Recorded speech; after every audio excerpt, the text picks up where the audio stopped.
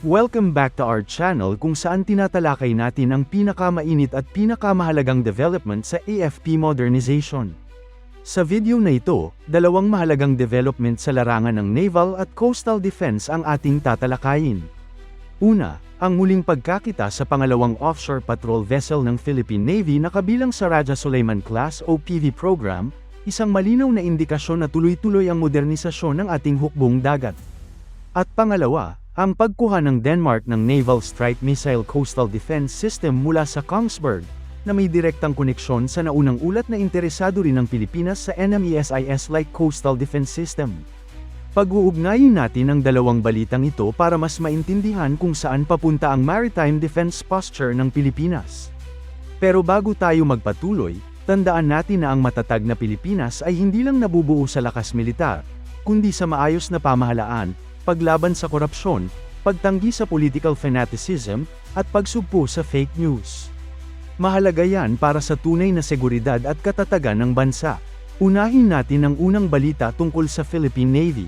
Muling namataan ang pangalawang Raja Sulaiman Class Offshore Patrol Vessel ng Pilipinas, ang future BRP Raja Lacandula o PS-21, sa loob ng HD Hyundai Heavy Industries Ulsan Shipyard sa South Korea.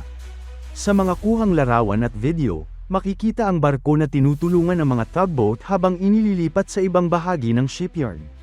Ang simpleng detalyeng ito ay napakahalaga dahil malinaw nitong ipinapakita na ang barko ay nasa yugto pa rin ng ongoing fitting at hindi pa handang magliyag gamit ang sarili nitong makina. Mapapansin din na marami pang bahagi ng barko ang nakatakip o covered pa ang mga systems. Karaniwan itong ginagawa upang protektahan ang mga kagamitan habang hindi pa tapos ang installation at integration. Ibig sabihin nito, bagamat buo na ang hull at superstructure, hindi pa kumpleto ang combat systems, sensors, at iba pang critical components. Dahil dito, malinaw na ang aktwal na sea trials ng PS-21 ay ilang buwan pa ang layo. Ang paggamit ng tugboats ay isa ring malinaw na palatandaan na hindi pa operational ang propulsion system ng barko. Sa mga barkong handa na para sa sea trials, kadalasan ay kaya na nilang gumalaw sa loob ng shipyard gamit ang sariling power. Sa kasong ito, ang PS-21 ay inililipat lamang para sa logistical at construction purposes, hindi pa para sa testing sa bukas na dagat. Samantala, ang unang barko ng klase, ang future BRP Raja Sulaiman PS-20, ay kasalukuyang nagsasagawa na ng sea trials. Ito ang yugto kung saan sinusubok ang barko sa totoong kondisyon sa dagat, mula sa bilis, maneuverability, endurance, hanggang sa performance ng radar, navigation systems, at iba pang onboard equipment. Base sa kasalukuyang impormasyon, inaasahang may deliver ang PS-20 sa Philippine Navy sa unang quarter ng 2026. Kung susundin ang natural na takbo ng shipbuilding projects, ang PS-21 o BRP Raja Lacandula ay susunod na agad sa sea trials matapos makumpleto ang fitting stage nito. Kaya masasabi na hindi na rin ganoon kalayo ang delivery ng ikalawang OPV na ito. Ito ay bahagi ng mas malawak na plano ng Philippine Navy na magkaroon ng 6 na Raja Sulaiman Class OPVs para sa kanilang maritime operations. Mahalaga ang papel ng OPVs sa kasalukuyang strategic environment ng Pilipinas. Ang mga barkong ito ay hindi idinisenyo para sa high-intensity naval warfare, kundi para sa pangmatagalang patrols, maritime security operations, search and rescue, at humanitarian missions. Sa West Philippine Sea at sa malawak na exclusive economic zone ng bansa, kailangan ng Navy ng mga barkong kayang manatili ng matagal sa dagat habang nagpapakita ng soberanya at presensya ng Estado. Ngayon, lumipat naman tayo sa pangalawang balita, ang acquisition ng Denmark ng Naval Strike Missile Coastal Defense System, at kung bakit ito mahalaga para sa Pilipinas. Opisyal na inanunsyo ng Kongsberg Defense at Aerospace na pumirma ang Danish government ng kontrata na nagkakahalaga ng mahigit 100 million euros para sa NSM Coastal Defense System. Ayon sa Kongsberg, ang sistemang ito ang pinakamodernong coastal artillery system sa mundo ngayon, na nagbibigay sa Denmark ng kakayahang labanan ang modernong naval threats mula sa lupa. Ang NSM Coastal Defense System ay binubuo ng Advanced Fire Control System, mobile launch pads, at ang Naval Strike Missile mismo. Ang NSM ay isang long-range, precision-guided, sea-skimming missile na kayang umatake sa surface ships habang iniiwasan ang radar detection at air defense systems. Isa ito sa mga pinakarespetadong anti-ship missile sa mundo ngayon.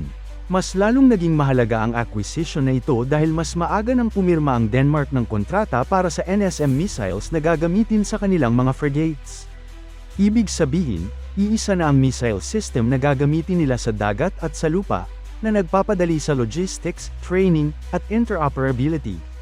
Ayon sa Kongsberg, ang Denmark ay naging ikalimang NATO country na may ganitong coastal defense system, kasunod ng Poland, United States sa pamamagitan ng US Marine Corps, Romania, at Latvia. Ang US Marine Corps ay gumagamit ng isang variant na kilala bilang NMESIS, na matagal nang iniuugnay sa interes ng Pilipinas. Sa mga naunang ulat, lumabas na pinag-aaralan ng Pilipinas ang posibilidad ng pagkuha ng NMESIS-like system para sa coastal defense. Kung titingnan ang geography ng bansa, madaling makita kung bakit. Ang Pilipinas ay binubuo ng libu-libong isla, makikitid na straits, at mahahabang coastlines na mahirap bantayan gamit lang ang mga barko. Dito pumapasok ang kahalagahan ng land-based, mobile anti-ship missile systems. Kahit limitado ang bilang ng mga barko ng Philippine Navy, maaaring magkaroon ng credible deterrent ang bansa sa pamamagitan ng mga missile launchers na maaaring ilipat-lipat at itago sa loob ng mga isla. Ito ang tinatawag na sea denial strategy, kung saan ginagawang delikado at mahal ang pagpasok ng kalaban sa isang partikular na maritime area. Kung pagsasamahin ang mga OPVAS at coastal defense missiles, makakabuo ang Pilipinas ng mas balanced at layered maritime defense. Ang OPVAS ang magsisilbing unang linya para sa patrol, monitoring, at law enforcement, habang ang coastal missile systems ay magsisilbing pangalawang linya na nagbibigay ng tunay na deterrence laban sa mas malalaking naval forces. Ang ginagawa ng Denmark ngayon ay isang malinaw na halimbawa kung paano pinapalakas ng isang bansa ang depensa nito sa pamamagitan ng integration ng naval at land-based systems. Para sa Pilipinas, ito ay isang konkretong reference point na maaaring pag-aralan at i-adapt base sa lokal na pangangailangan at budget constraints. Sa huli, ang muling pagkakita sa Future BRP Raja Lakandula PS21 at ang acquisition ng NSM Coastal Defense System ng Denmark ay parehong nagpapakita na ang maritime security ay hindi na lamang nakatuon sa mga barko. Ito ay kombinasyon ng presensya, teknolohiya, at tamang strategy. Para sa Pilipinas, ang tanong ay hindi na kung kailangan ba ang mga ganitong kakayahan, kundi kung gaano kabilis at gaano kaayos itong maisasakatuparan upang maprotektahan ang ating karagatan at soberanya.